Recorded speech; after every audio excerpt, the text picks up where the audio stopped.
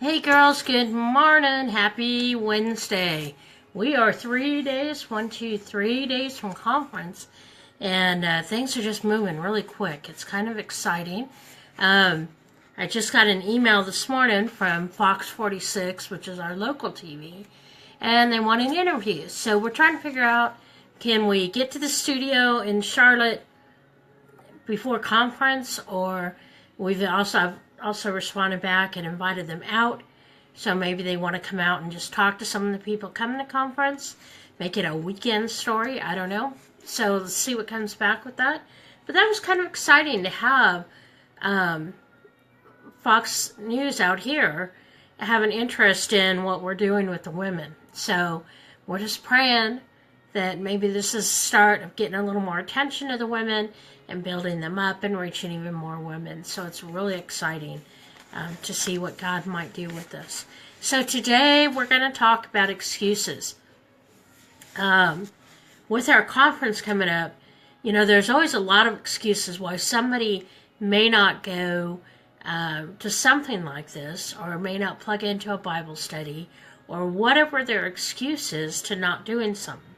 They also will find excuses to quit whatever they're moving in because it isn't going the way they want it. And I'll be the first to say, there's times that I try to manufacture excuses. I call them reasons sometimes. Yes, ladies, they are interchangeable. Where you may just really not want to do something that maybe you committed to, and you're trying to find a reason to get out of it. But those reasons are actually excuses. And that's what we need to remember, is that if we're going to commit to something, we don't look for excuses. Our yes is yes, our no is no. When we're saying committed means you're going to follow through even if you don't want to. It's more than just the feeling. So our verse for today is out of Ephesians 5:15. Pay careful attention then to how you walk, not as unwise people, but as wise.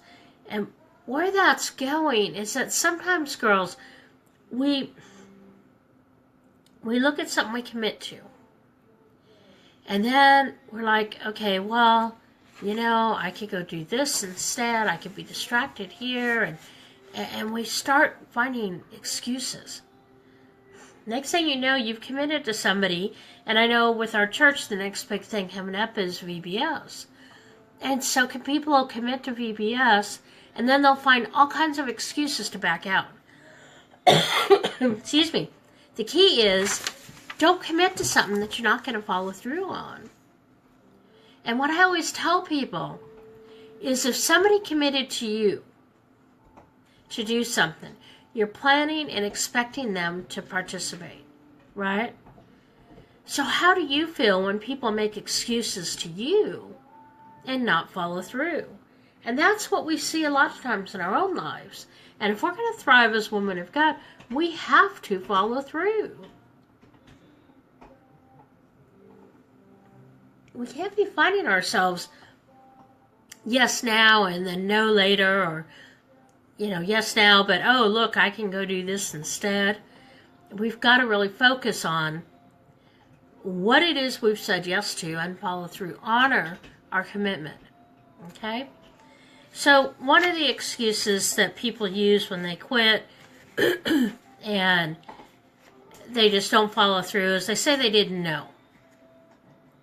Oh, I didn't know. I didn't realize it was going to require that much time. I don't have that much time. Or, oh, I didn't know where you were meeting. Have you ever used that one? Were you committed to meet people somewhere? And maybe it was, let's say, here's a Chipotle in Gastonia here and one in Pineville. Well, we say we're going to meet up in Gastonia, and then somebody just decides they don't want to go, and they say, oh, well, I didn't know you meant Gastonia. I thought you meant Pineville. We were out there. And what'll happen is that once we start doing this, it'll then become part of our everyday life. So why can't we just say, hey, Robin, I wasn't able to make it and I'm sorry. Or call beforehand, hi, Dante. call beforehand and say, hey, I can't make it. Because see, all of us, I think, would rather appreciate somebody who kind of let us know and didn't just not show. The second excuse is there's not enough time. Oh, I can't commit to study, and I can't go to a study. I can't go to church. I can't serve in BBS. There's all of this because I don't have enough time. Well, why don't you have enough time? Because, see, everybody's got the same amount of hours, but why don't you? And I love this checklist I found. And I just thought it was funny. It was called Stealing Your Time. What is stealing your time? Check anything you feel that has been trying to take over your life. You ready? Social media, the computer, your phone, kids' schedules, work demands, failing to plan, your iPad, your television. So what excuses do you use that is stealing your time? You know, if we were to follow through on our commitments and we managed our time a little better, we were aware of our time, we could actually accomplish a lot more. And I'm going to go, there's actually a secret to accomplishing more in a day. And that secret is spending time with God in the morning. Oh, girls, I know everybody says, I don't have time.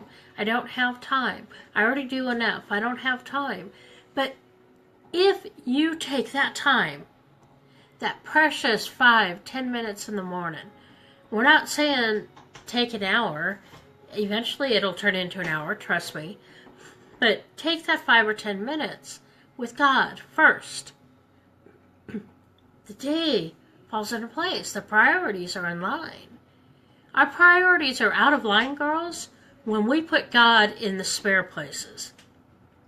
God calls for our first fruits. That means our time, our money, our energy, all of it.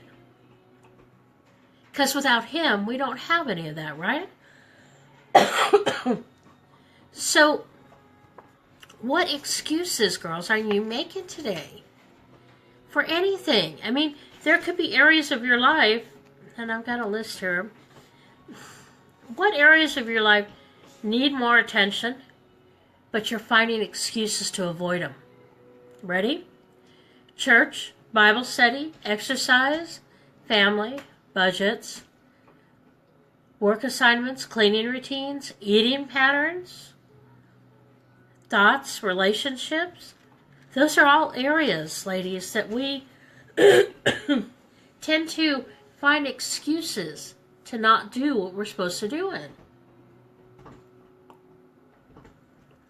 And I'd have to say on our list, our list of what's stealing our time, out of all of that, I really have to believe that in most cases, it's social media and your phones. Because I look around a restaurant and it really just breaks my heart. You sit down, you're out at a restaurant for breakfast, lunch, or dinner, and all these tables, if you look around, everybody's on their phone, and I can't play with the phone and show you because obviously we're on it, but they're not having conversation with the people around them. They're all caught up in who's on Facebook, who's texting, who's chatting, who's this, instead of what's in front of them, which is their priority. So what excuses are you making to not follow through? Follow through is one of the key examples of a good Christian. Because, see, a Christian understands if she is really focused, she's got her priorities in order. She knows what she commits to, yes and no, and her yes is yes and her no is no. But so many times today, we're seeing people that'll say yes to you, and maybe you're one of them. I'll say yes because then they'll go away and stop asking. Have you done that before? We need to not be doing that, girls. Because, see, when we start that kind of behavior, we can't thrive. That's not a healthy behavior for us. We shouldn't have excuses when we don't follow through. And a lot of times, you know what, we want to really make an excuse because it looks better for us, we think. See, people know when it's an excuse. That's why sometimes it's hard. If I can't go to something that I've committed to because I'm sick, and it's usually only when I'm sick, that I'll feel bad because I'm like, well, are they going to think I'm really sick? Am I not sick? What's going on? You know? We've got to follow through. We're supposed to be setting an example. As leaders, you lead by example. You set the pace. So if your team, let's say you're leading a ministry at church, and your team sees you constantly making excuses for things, that's where it starts. Then your team that you work with all of a sudden thinks it's okay to make excuses for things. And before you know it, they're making excuses not to follow through to their commitment with you. It's like a story I heard that an assistant was working with someone, and they watched her constantly lie about stuff. And there's been a couple of Hallmark movies about it as well, where they constantly lie about what they're doing. Oh, just make up this excuse, make up that. And what happens is the assistant did it to the person once, and she got caught. And her boss says to her, "Why did you lie to me?" And she says back, "Because your example to me, I thought it was okay." That's the impact we make. We have to remember, girls, that people are watching what we do. We have to follow through. And if you don't think you can follow through, say, "No, thank you, I can't participate." But let your yes be yes and your no be no. No excuses. No excuses. Ephesians 5:15. Pay careful attention, then, to how you walk, not as unwise people, but as wise. Pay attention. Be aware of what is going on around you. Be wise about your words and your decisions. And follow through. Don't quit. Those are key characteristics if you're going to thrive as a woman of God. So your challenge today is to examine your life and ask yourself, are there areas in your life that you're making excuses? Write those down and then go to God with them and ask God to reveal those to you and ask Him to help you to stop making excuses and honor your word and step in what He has called you to do. Let your yes be yes and your no be no. No more excuses, girls. No more. Heavenly Father, I just lift these women up to you right now, Lord.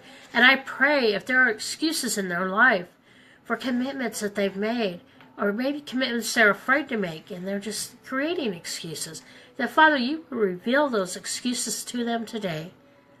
And you'll begin the process to heal them and move them into the truth that they need to walk in. That their yes will be yes and their no will be no. That they will examine their priorities and their commitments, Father, and that they will put you first before anything else. Because we know at that point, Lord, that everything falls into place. In Jesus' name. All right, girls, there's your charge for today. What excuses are you making? Write them down. Then stop using them. Because we were meant to thrive, not just survive, girls. Today is the day. No more excuses. All right? Love you, girls. Catch you tomorrow. Bye.